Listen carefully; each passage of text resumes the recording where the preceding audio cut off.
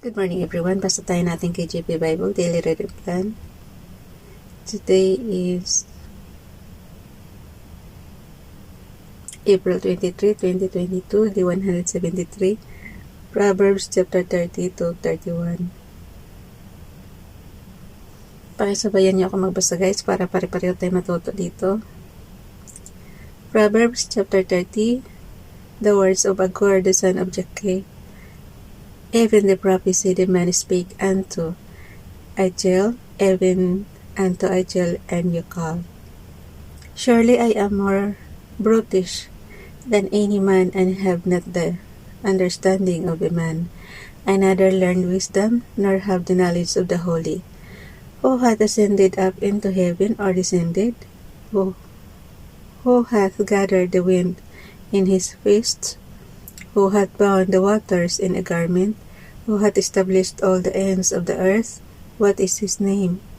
And what is his son's name, if thou canst tell? Every word of God is pure. He is a shield unto them that put their trust in him. I do not unto his words, lest they reprove thee, and thou be found a liar. Two things have I required of thee, deny me them not before I die. Remove far from me vanity and lies, give me neither poverty nor riches, feed me with food convenient for me.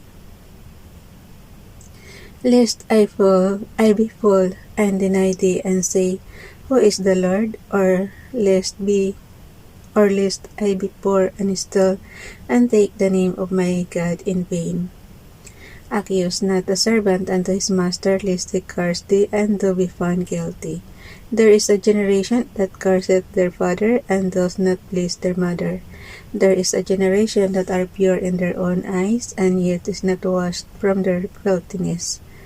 There is a generation of how lofty are their eyes, and their eyelids are lifted up.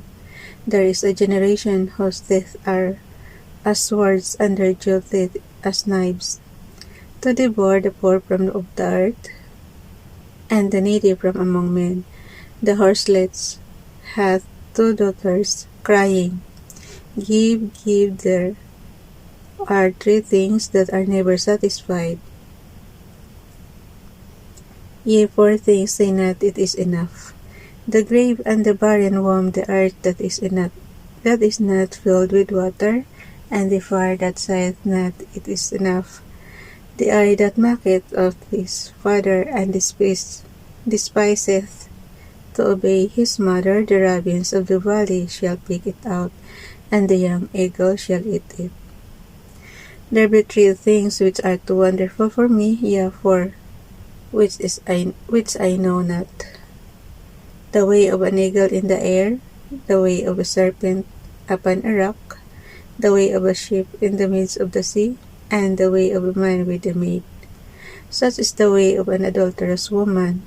She eateth and wipeth her mouth, and saith, I have done no wickedness. For three things the earth is disquieted, and for four which I cannot bear. For a servant to inherit it, and a fool when he is filled with meat. For an odious woman when she is married, and an handmaid that is heir to her mistress. There be four things which are little upon the earth, but they are exceeding wise. The ants are a people not strong, yet they prepare their meat in the summer. The conies are but a feeble folk, yet make they their houses in the rocks.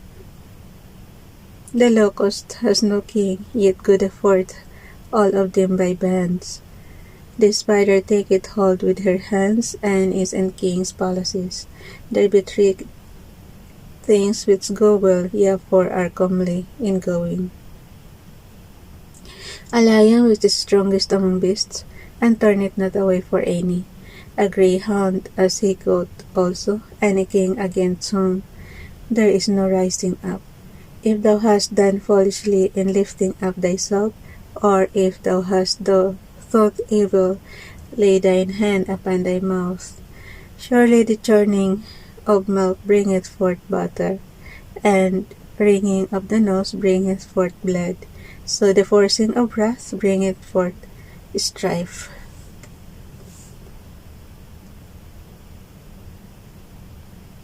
Proverbs chapter 31.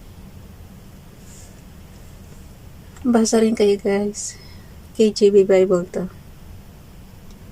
The words of King Lemuel, the prophecy that his mother taught him, what my son, and what the son of my womb, and what the son of my vows, give not thy strength unto women, nor thy ways to that which destroyeth kings. It is not for kings, O Lemuel, it is not for kings to drink wine, nor for prince strong drink, lest they drink and forget the law, and pervert the judgment of any of the afflicted. Give strong drink unto him that is ready to perish, and wine unto those that be of heavy hearts. Let him drink and forget his poverty, and remember his misery no more. Open thy mouth for the damned. Verse 8 tayo. Wait lang.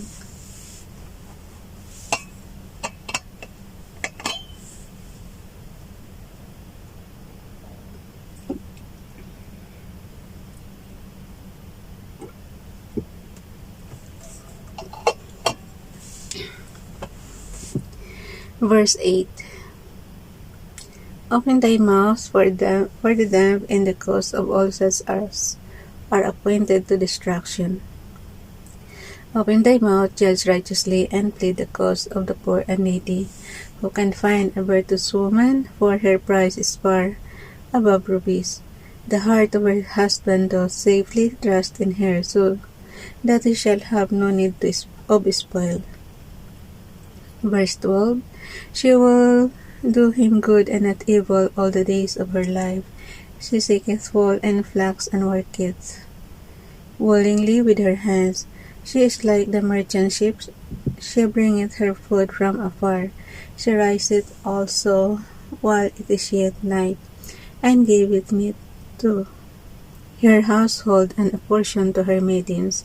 She considereth the field and buyeth it. With the fruit of her hand she planteth a vineyard. She girdeth her loins with strength, and strengtheneth her arms.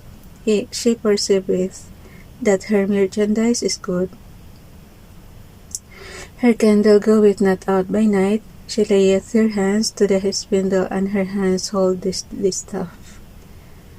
She stretcheth out her hand to the poor, yea, she reacheth forth her hands to the needy. She is not afraid of the snow of her household. She is not afraid of the snow for her household, for all her household are clothed with scarlet. She maketh herself coverings of tapestry, her clothing is silk and purple. Her husband is known in the gates when he sitteth among the elders of the land. She maketh fine linen and selleth it, and delivereth girdles unto the merchant. Strength and honor are her clothing, and she shall rejoice in time to come.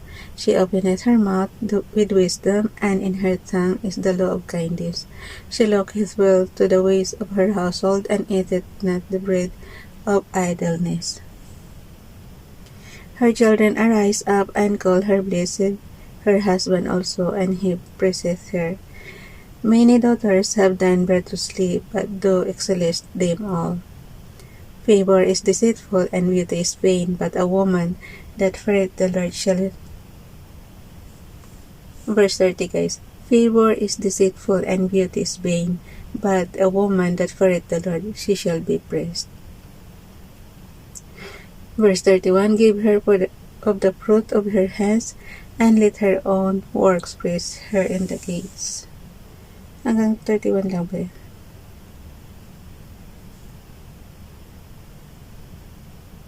Yep. Ang swerte, napaka-dali natin magbasa.